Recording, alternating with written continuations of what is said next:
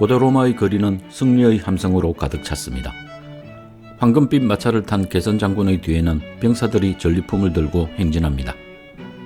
그런데 바로 그 순간 장군의 마차에 함께 탄 노예가 장군에게 죽음을 기억하라고 속삭이며 자만하지 않도록 경계했습니다.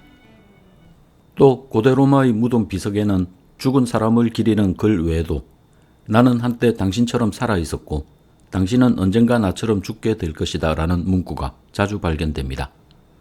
이러한 문구는 지나가는 사람들에게 죽음의 필연성을 상기시키고 삶을 성찰하게 하는 역할을 했습니다.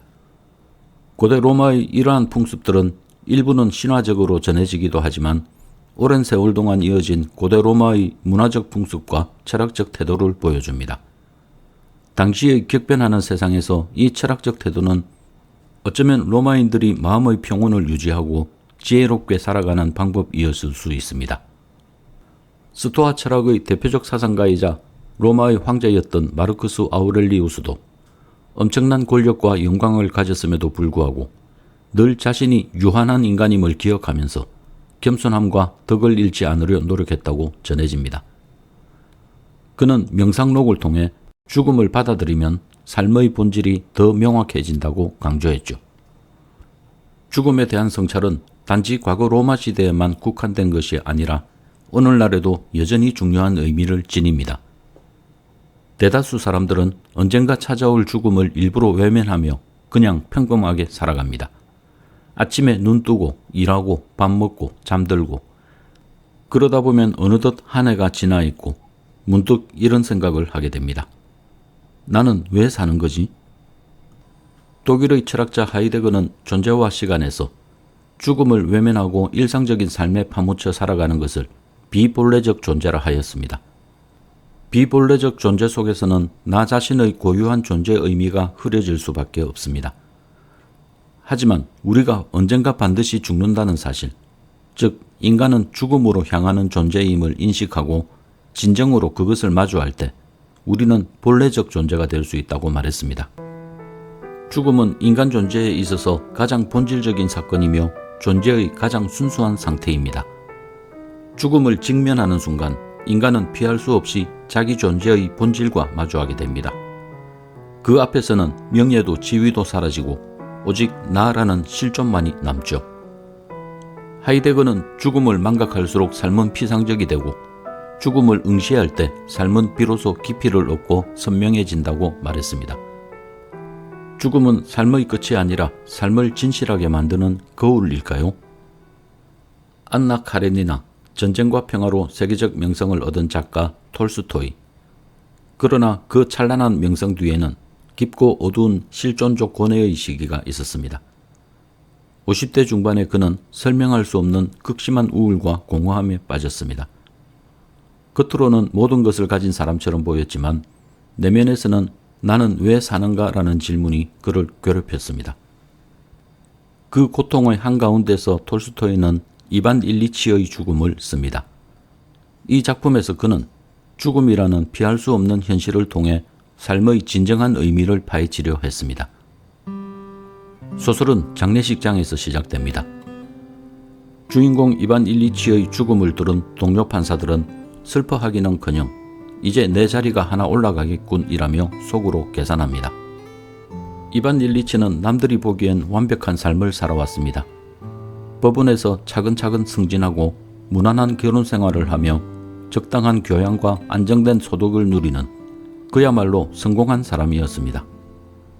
그러나 그는 집을 수리하다가 옆구리를 살짝 부딪히는 아주 사소한 사고를 겪고 그 일로 점점 몸이 아프기 시작합니다.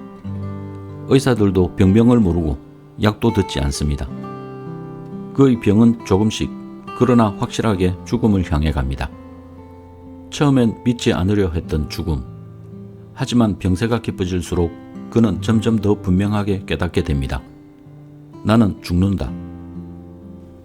그 순간 이반은 자신이 지금껏 살아온 삶이 진짜 삶이 아니었음을 알게 됩니다. 그저 사회가 정해준 궤도를 따라 남들 눈에 보이기 위해 살아온 삶. 그 모든 것이 허상이었음을 죽음을 앞두고서야 비로소 인식합니다. 그리고 마지막 순간 그는 받아들입니다. 삶을 고통을, 그리고 죽음을.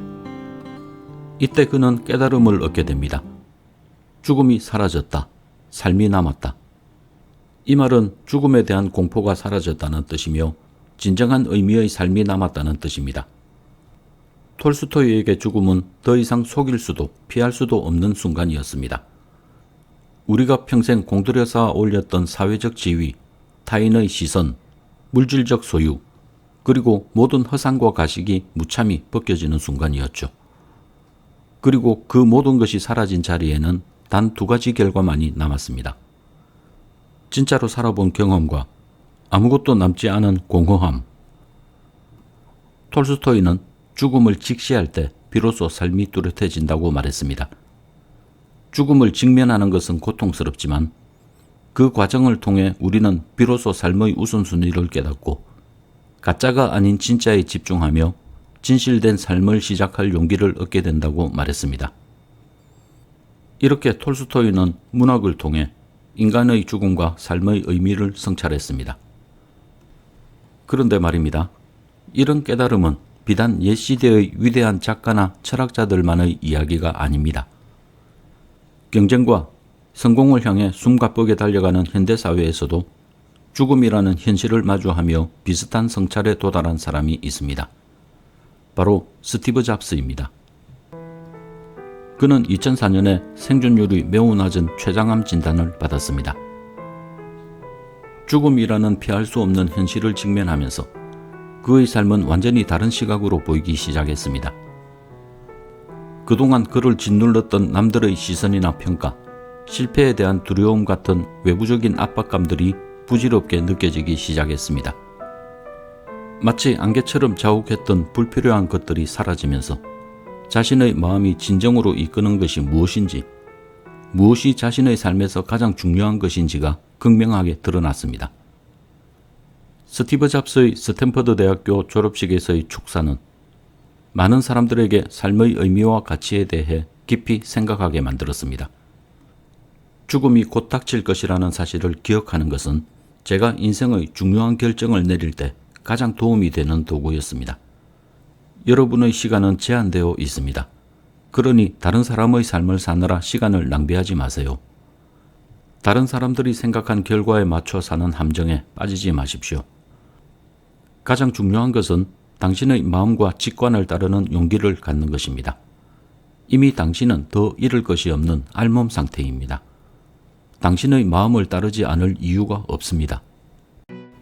현대사회는 쉴 틈 없는 인간관계, 끝없는 자기개발, 그리고 타인과의 비교 속에 휘말린 정신없는 일상 속에서 우리는 삶의 가장 분명한 진실인 죽음에 대해 생각할 틈조차 갖기 어렵습니다. 이 죽음에 대한 망각은 우리 삶을 피상적이고 흐릿하게 만드는 근본적인 원인일 수 있습니다. 죽음을 외면하면 삶은 피상적이 된다. 그러나 죽음을 응시하면 삶은 깊어진다. 이 말은 수많은 사상가들의 성찰을 통해 반복적으로 발견되는 진실을 담고 있습니다. 어떤 가식도 통하지 않는 그 거울 앞에서 비로소 우리 삶의 진짜 모습이, 그리고 우리가 진짜로 살아본 적 있는지 없는지의 진실이 선명하게 드러날 것입니다. 당신은 용기를 내어서 이 거울을 응시해 본 적이 있나요?